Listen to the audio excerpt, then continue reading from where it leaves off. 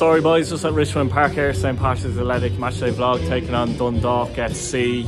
Really interesting game this. It's a must win for Dundalk, I think, to be honest with you. If Dundalk don't win this game, I think the chances of qualifying for Europe are gone, basically. They really have to win this game to have any chance of getting into the European mix, to be honest. Pats, I wouldn't say must win, but with shells and bows breathing down their neck, you feel like they need to take advantage in these home matches. Form coming into the game, neither team being in great form. I wouldn't say Pats are in great form, but they haven't had a home match since Bows at home about 42 days ago.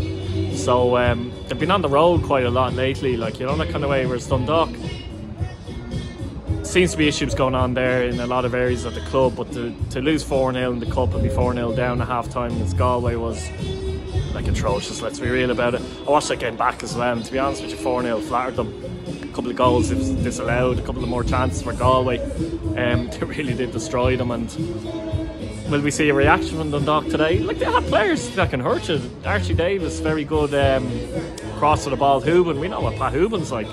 And they've good players all over the park. Like, they are, in my opinion, they should be closer to the likes of Pats, etc., to be honest. Pats, as I said, they haven't been playing great, to be honest with you. They haven't, and their last league game they've been very disappointed with the result, obviously, and the performance. The hubs like Greece, by the way, and the performance against Shelbourne. Of course, they had a cup win since up in Finn Harps, and which brings them into the semi-final of the cup, and they're in a better position than the Docker in the cup, obviously. But very interesting game this. It'll be interesting to see how both teams react. Pat's 2-1 to me. Dundalk players out in the pitch there, lads. You can see the likes of Pat Hooban, Stevie there as well. A bit of pressure on Stevie tonight, maybe, as well. There's Jack Walsh, lads, doing all the work today. He's going solo.